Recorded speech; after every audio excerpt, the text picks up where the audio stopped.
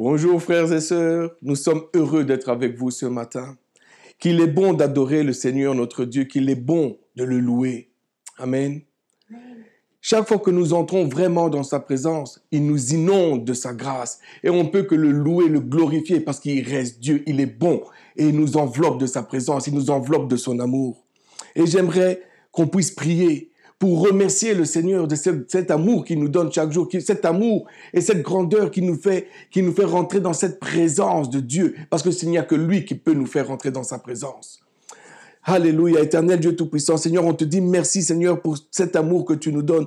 Merci éternel des armées de nous donner ce privilège, Seigneur, de rentrer dans ta présence pour t'adorer, te glorifier, t'exalter, te psalmodier, car tu es Dieu éternel des armées.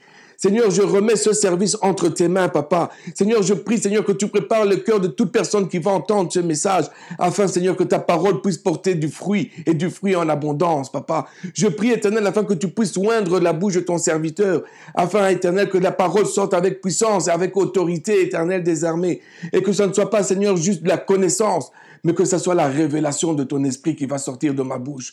Sois béni et sois glorifié, dans le nom puissant de Jésus. Amen. Amen. Puisse le Seigneur ouvrir notre esprit pour recevoir son enseignement. Le titre de mon message aujourd'hui est une question. Une question bien précise. Portes-tu du fruit? Mon frère, ma sœur, portes-tu du fruit? Parce que le but ultime de la vie chrétienne, et comme plusieurs le conçoivent, comme plusieurs personnes le pensent, ce n'est pas d'avoir une vie merveilleuse ici sur la terre, ici-bas, et attendre pour pouvoir vivre dans l'éternité avec le Seigneur Jésus-Christ. Mais c'est de porter du fruit pour la gloire de notre Seigneur, c'est de porter du fruit pour la gloire du Père. C'est démontrer la transformation que le Saint-Esprit a fait dans notre vie. Amen. Amen. En d'autres termes, c'est devenir des hommes et des femmes matures en Christ. C'est de devenir des hommes et des femmes accomplis dans la foi qu'on a. Qu'on passe de bébés à adolescents et d'adolescents à des hommes et des femmes matures en Christ. Amen. Jean 15, 8 nous dit ceci. Si vous portez beaucoup de fruits, c'est ainsi que mon Père sera glorifié et que vous serez mes disciples. L'œuvre du Saint-Esprit en nous n'est pas de faire de nous des super-héros des temps modernes. C'est pas ça qui nous appelle. Beaucoup de personnes qui recherchent, mais le Saint-Esprit, c'est pas ça qu'il veut faire en nous. Amen. Amen. Mais il veut produire le fruit en abondance en nous. Il veut qu'on porte du fruit. Et porter du fruit pour un enfant de Dieu, frères et sœurs, ce n'est pas une option, mais c'est un impératif, parce que c'est à ça que nous sommes appelés, à porter du fruit pour le Seigneur. La Bible nous dit que si nous sommes improductifs, oh, j'aime bien ce mot. Si nous sommes improductifs et si nous ne portons pas de fruits de qualité, vous voyez, très souvent on cherche à porter du fruit, mais est-ce que ce fruit est un fruit de qualité? Ce n'est pas juste le but de porter du fruit pour le Seigneur, mais c'est de porter un fruit de qualité pour le Seigneur. Amen. Amen. Et c'est à ce moment-là que nous pourrons être utiles pour le royaume de Dieu. C'est en portant du fruit de qualité que nous pourrons être utiles pour le royaume de Dieu. Mais si on ne le fait pas, si on ne porte pas du fruit de qualité, si on ne porte pas de fruit, la parole nous dit que nous serons coupés et jetés au feu. Dans Matthieu 7, 19, nous lisons que tout arbre qui ne porte pas de bons fruits est coupé et jeté au feu. Amen. Amen. Alors nous sommes tous d'accord que porter du fruit, c'est quelque chose qui est attendu de tout enfant de Dieu. C'est quelque chose qui est demandé à tout enfant de Dieu. Amen. Amen. Mais on peut le comprendre. On peut le comprendre d'une façon intellectuelle. Mais qu'est-ce que cela veut dire au juste? Réellement, qu'est-ce que cela veut dire? Et je vais me poser une question. Est-ce que vous vous êtes déjà posé la question de savoir c'est quoi porter du fruit? Qu'est-ce que cela veut dire porter du fruit? Plusieurs d'entre nous croient que le fruit que nous devons porter se mesure dans la grandeur de l'onction qu'il y a dans notre vie. On dit, waouh, il est vraiment loin. Il porte beaucoup de fruits. Il va ramener beaucoup de fruits parce qu'il est loin. D'autres ils vont penser que c'est par rapport à l'impact que nous avons sur la vie des gens. Certains pensent que le fruit, c'est le nombre de personnes qu'on a gagnées à Christ.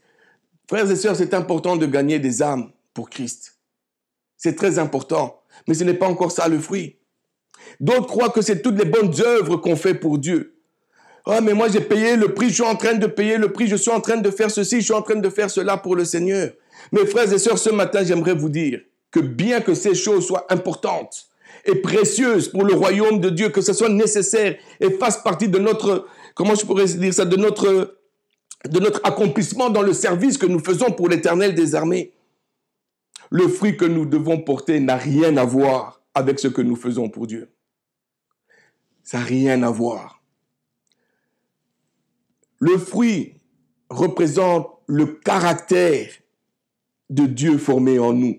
Le fruit représente le caractère de Christ formé en nous. Que nous laissons Christ former son caractère, que nous laissons Christ nous influencer afin que nous puissions le ressembler. Amen. Amen. Dieu veut qu'on grandisse à la mesure de la stature parfaite de Christ. Mais je ne peux pas grandir à la stature parfaite de Christ si je ne laisse pas mon caractère être changé. C'est impossible pour moi de pouvoir le faire parce que je dois laisser Christ venir et changer mon caractère. Et pourquoi? Afin d'être un instrument, pas seulement pour moi, mais pour l'édification du corps de Christ. Frères et sœurs, nous sommes appelés pour édifier le corps de Christ et être des témoins authentiques de son amour et de son royaume. Vous voyez, oui, j'aime Dieu. Oui, nous aimons tous Dieu. Mais si le caractère de Christ n'est pas en moi, j'aurai du mal à manifester l'amour de Christ qui est en moi envers les autres. Ça sera difficile pour moi de pouvoir le faire pour la bonne et simple raison que mon caractère charnel va empêcher que l'amour de Christ jaillisse de moi. Oh, alléluia. Merci Seigneur. La parole nous dit comme ça qu'il y aura des eaux vives qui vont jaillir. Mais si je garde mon caractère, je vais empêcher que les eaux vives jaillissent de mon sein. Mais je dois prendre le caractère de Christ afin de libérer cette eau et la donner. Alléluia. Merci Seigneur. Le fruit représente le caractère de Dieu formé en nous, comme je disais. Mais bien aimé, la stérilité spirituelle est un fléau aux yeux de notre Seigneur. Je dis bien la stérilité spirituelle est un fléau aux yeux de notre Seigneur. Lorsqu'on parcourt le Nouveau Testament, le seul endroit, la seule fois où on voit Jésus maudire au lieu de bénir, c'est dans le cas de la stérilité spirituelle. On dit, oh, Jésus a maudit. J'aimerais qu'on aille ensemble dans le livre de Matthieu, chapitre 21, versets 18 à 22. Le matin, en retournant à la ville, il eut faim. Voyant un figuier sur le chemin, il s'en approcha, mais il n'y trouva que des feuilles. Et il lui dit que jamais fruit ne naisse de toi. Et à l'instant, le figuier sécha. Les disciples qui virent cela furent étonnés et dirent, comment ce figuier est-il devenu sec en un instant? Jésus leur répondit, je vous le dis en vérité, si vous aviez de la foi et que vous ne doutiez point, non seulement vous feriez ce qui a été fait à ce figuier, mais quand vous diriez à cette montagne, ôte-toi de là et jette-toi dans la mer, cela se ferait. Tout ce que vous demanderez avec foi par la prière, vous le recevrez. Amen. Amen. Jésus a quitté Béthanie et était en route vers la ville pour retourner dans la ville de Jérusalem. Et pendant qu'il est en route, il voit un figuier. Mais le figuier ne porte pas de fruits. Et il dit à ce figuier que jamais fruit ne naisse de toi. Et à l'instant, le figuier sécha. L'histoire du figuier a fait couler beaucoup d'encre parmi les théologiens, parmi les érudits bibliques. Et il continue encore et toujours de susciter des réactions controversées au sein du peuple de Dieu. Ils n'arrivent pas à se mettre en accord et à s'entendre sur le véritable sens du geste de notre Seigneur Jésus-Christ. Certains pensent que son geste était excessif quand on considère les circonstances. D'autres pensent qu'il a agi par impatience. Et plusieurs disent que c'était une démonstration de puissance. Mais peu importe ce que les gens pensent, peu importe ce que les gens pensent, frères et sœurs, j'aimerais qu'on se concentre sur la révélation que le Saint-Esprit va nous donner ce matin. Et l'enseignement que le Saint-Esprit veut qu'on reçoive. Amen. Amen. Car chaque action que le Seigneur Jésus-Christ a posée au cours de son ministère terrestre avait toujours un but pour de nous enseigner sur le royaume de Dieu. Il n'a jamais fait un miracle juste pour le plaisir de le faire, mais il y avait toujours un enseignement qui était derrière. Et il est très important de comprendre que le miracle du figuier maudit est le seul miracle dans les Écritures. Je dis bien le seul miracle dans les Écritures où notre Seigneur Jésus-Christ a maudit au lieu de bénir, a détruit au lieu de restaurer, au lieu de construire, au lieu de bâtir. Il a détruit. C'est le seul miracle. Et si vous avez déjà lu ce passage, est-ce que vous vous êtes déjà posé la question de savoir, Seigneur, pourquoi est-ce que tu as maudit ce figuier? Tu pouvais juste parler et les figues allaient sortir. Mais pourquoi est-ce que tu as maudit ce figuier? Surtout que dans l'évangile de Marc, il précise que ce n'était même pas la saison des figues. Je dis, Seigneur, mais pourquoi? Ce n'est pas la saison. Pourquoi tu maudis ce figuier?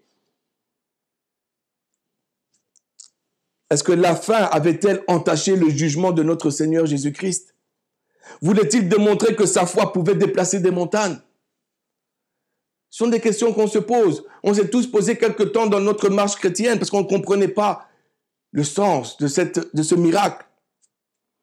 Mais laissez-moi vous expliquer. Normalement, pour ceux qui connaissent le figuier, ils vous diront qu'avec le figuier, le fruit pousse toujours avant le feuillage.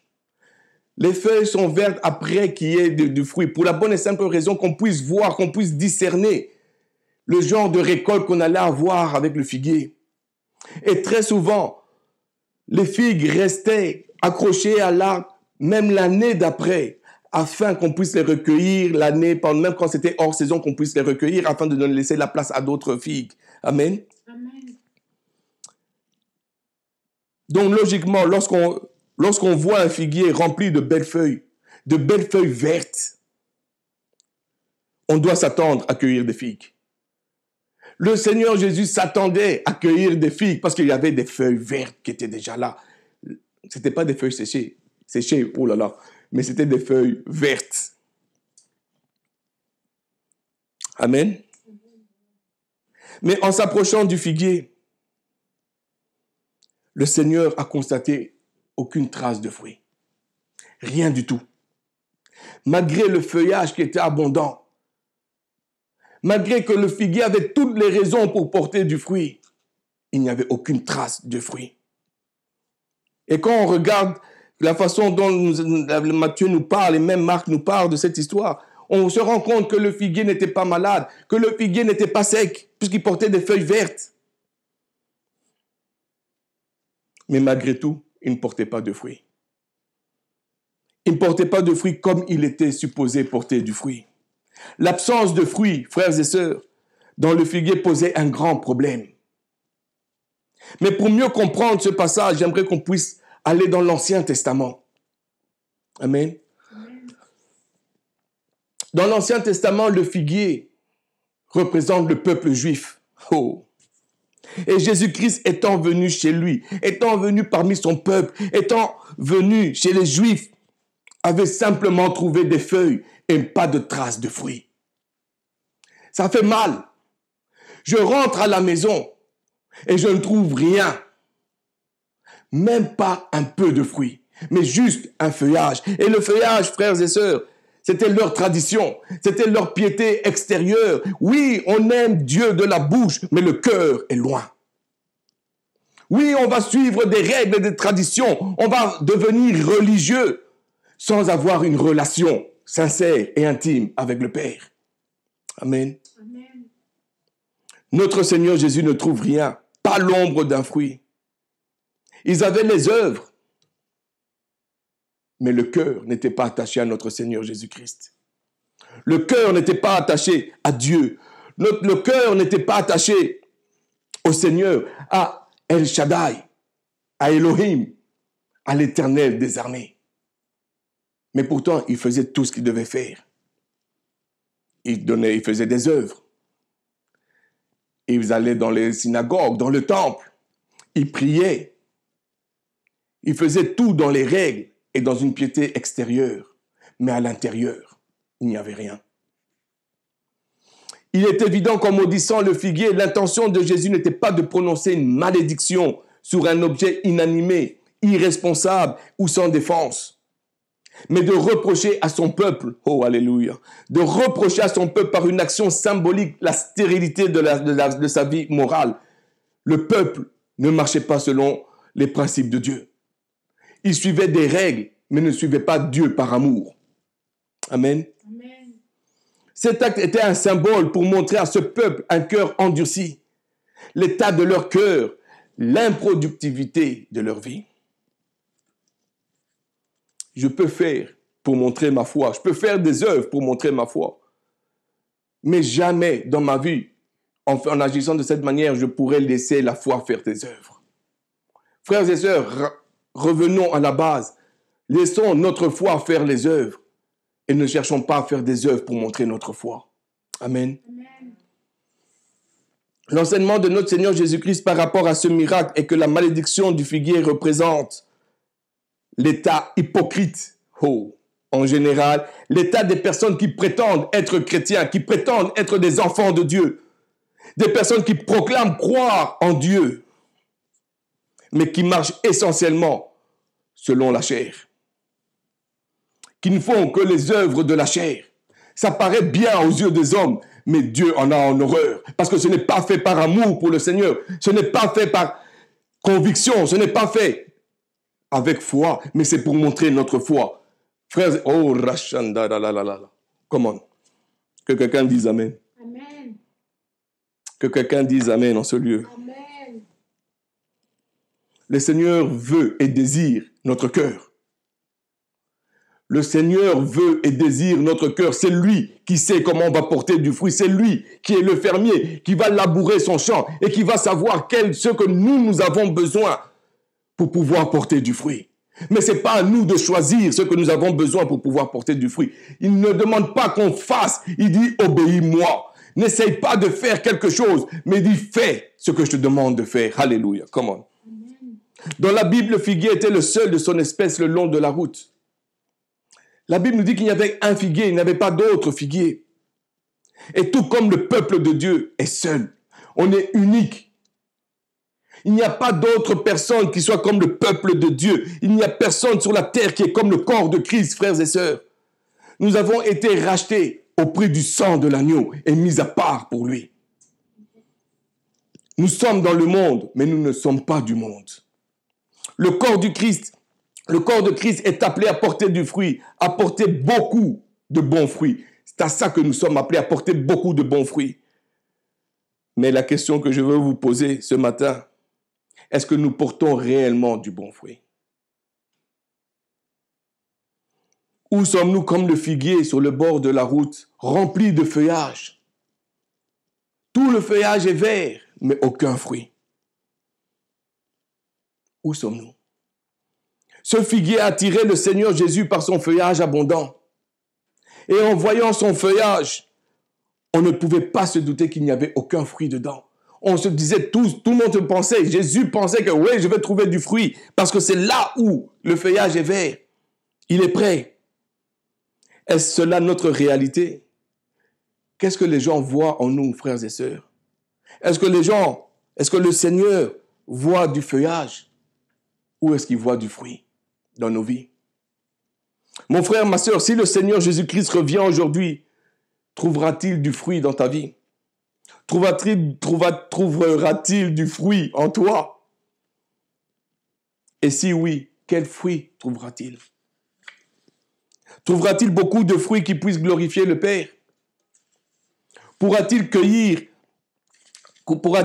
en toi le fruit de l'Esprit? Selon Galates 5, 22 qui nous dit « Mais le fruit de l'Esprit, c'est l'amour, la joie, la paix, la patience, la bonté, la bienveillance, la foi, la douceur, la maîtrise de soi. » Pourra-t-il te reconnaître à tes fruits comme étant un enfant de Dieu? Oh. Matthieu 7, 20 nous dit « C'est donc à leurs fruits que vous les reconnaîtrez. » Est-ce qu'aujourd'hui, le Seigneur pose son regard sur toi, mon frère, ma sœur, pose son regard sur moi? Est-ce qu'il va dire « Oui, voilà mon enfant, je le reconnais par le fruit qu'il porte. » Pourra-t-il authentifier que ton fruit est durable ou il est éphémère? Est-ce que ton fruit va durer le temps d'une saison et puis après il n'y a plus rien? Il n'y a plus, tu portes plus de fruits. Jean 15, 16 nous dit, moi je vous ai choisi et je vous ai établi, afin que vous alliez et que vous portiez du fruit et que votre fruit demeure. Trouvera-t-il en toi le fruit de la lumière qui consiste en toutes sortes de bonté, de justice et de vérité, comme nous enseigne Éphésiens 5, 9. Frères et sœurs, ne nous trompons pas. Le Seigneur s'attend à voir en nous, dans notre vie, du fruit. Il s'attend à ce que nous portions du fruit, du bon fruit, et non uniquement du feuillage. Malheureusement, beaucoup d'entre nous, enfants de Dieu, pensons parce qu'on a du feuillage, le Père est content. Il dit, non, je ne t'ai pas appelé à porter des feuilles, mais je t'ai appelé à porter du fruit. Là où toi, tu te contentes, ce n'est même pas le début de ce que j'ai pour toi, dans les plans que j'ai pour toi. Porte du fruit, mon fils, ma fille. Alléluia. De la même manière, un arbre fruitier qui ne porte aucun fruit n'a aucune valeur. C'est de cette même façon, un chrétien qui ne porte pas de bons fruits, est inutile pour le royaume de Dieu. Et il est condamné à être coupé et jeté au feu. Amen. Amen. J'aimerais pouvoir vous dire que si nous ne portons pas du fruit, le Seigneur Jésus-Christ va comprendre. Il nous pardonne parce que c'est un Dieu de grâce. Il nous aime. Mais si je le dis, frères et sœurs, ce serait vous mentir. Dieu nous commande de porter du bon fruit. Dieu nous commande de porter du fruit. C'est un commandement. Il s'attend à ce que nous tous, enfants de Dieu, puissions porter du fruit. Amen. Amen. La Bible est claire sur ce point. Nous sommes tous appelés à porter du fruit et Dieu, le Seigneur Dieu Tout-Puissant, a tout prévu pour ça. Il a pourvu pour le rachat de nos âmes. Son Fils unique est mort et ressuscité pour nous. Il nous a donné le Saint-Esprit afin de nous conduire. C'est lui qui donne le pouvoir et le faire. Il nous donne ce désir de pouvoir porter du fruit. Mais est-ce que nous l'écoutons? Est-ce que nous avons le désir de l'obéir? Alléluia, merci Seigneur. La Bible nous dit que si nous portons du fruit, si nous laissons le Saint-Esprit nous transformer à l'image de Christ, non seulement nous glorifierons le Père, mais toutes nos prières seront exaucées. Le verset 22 du chapitre 21 de Matthieu dit ceci. « Tout ce que vous demanderez avec foi par la prière, vous le recevrez pour ceux qui portent du fruit, pour le royaume de Dieu, pour ceux qui marchent en l'obéissance au Seigneur, pour ceux et celles qui suivent la doctrine de Christ. Le Père va répondre à nos prières. Suivons l'Éternel des armées, marchons à la trace sur les traces de Christ. Gardons la doctrine de Christ, la doctrine de Christ. Frères et sœurs, suivons Dieu parce qu'on l'aime. Et lui, il va exaucer nos prières. Amen. Amen. Et en agissant comme ça, tout ce que nous allons demander avec foi, le Seigneur va nous l'accorder. Mais encore là, nous devons saisir ce que cela signifie. Amen. Amen. Maintenant qu'on arrive à la conclusion de notre message, porter du fruit, c'est manifester les effets de la semence divine en nous. Nous sommes de la race de Christ. Et donc nous devons, merci Seigneur, nous sommes appelés à manifester une vie digne de l'évangile de Christ. Je suis sous l'influence de mon Seigneur et Sauveur. Et parce que je suis sous son influence, je veux et je désire ressembler à mon Seigneur. Amen. Amen. Tout comme un pommier produit une pomme, ceux qui sont de Christ doivent manifester les réalités et les valeurs du royaume de Dieu. La Bible nous dit qu'il est le cep et nous les sarments. Étant attachés à lui, la sève du Saint-Esprit, frères et sœurs, devrait couler continuellement en nous. Nous devons être et désirons être conduits par le Saint-Esprit. Amen. Amen. Et en étant conduits par le Saint-Esprit, c'est alors que nous allons produire beaucoup de bons fruits. J'ai l'assurance et j'ai la certitude que nous voulons tous porter du bon fruit pour le Seigneur. Mais laissons-nous être dirigés par le Saint-Esprit. Bien-aimés, faisons attention à ne pas être comme le figuier dont le Seigneur n'a pas trouvé de fruits. Et quand il n'a pas trouvé de fruits sur cet arbre, qu'est-ce qu'il a fait? Il a maudit. Jésus est venu pour bénir et non pour maudire. Et il s'est donné pour nous. Il s'est donné afin que nous puissions avoir la vie et la vie en abondance. Ça lui a coûté la vie. Il est passé par les tortures afin que nous puissions avoir la vie et la vie en abondance. Mais pour que cette promesse se réalise dans notre vie, nous devons être accrochés à Christ. Nous devons nous devons avoir la vie de Christ en nous. Mais trop souvent, nous pensons que nous n'avons rien à faire parce que Jésus a déjà tout accompli. Et en agissant et en pensant de cette manière, nous oublions que nous avons une responsabilité, je pourrais dire, qui est de rester attaché à Christ. Vous voyez, Paul lui-même, il dit comme ça qu'il s'est attaché d'une façon spirituelle, évidemment. Il s'est attaché volontairement à Christ comme son esclave, comme son serviteur, afin d'être là où son Seigneur était, afin d'entendre ce que son maître avait à dire pour pouvoir exécuter. Est-ce que c'était sa responsabilité? Et cette même responsabilité aujourd'hui est sur nous. Est-ce que nous voulons nous-mêmes nous attacher à Christ pour entendre ce que Christ a à nous dire, pour pouvoir exécuter, pour recevoir l'enseignement, pour obéir, pour aller là où notre Seigneur va? Amen. En agissant de cette manière, nos pensées, frères et sœurs, seront alignées à ses pensées. Nos désirs seront alignés à ses désirs. Notre cœur va battre au rythme de son cœur. Parce que c'est à ça que nous sommes appelés. Et en ce moment-là, nous agirons en accord avec la volonté de Dieu.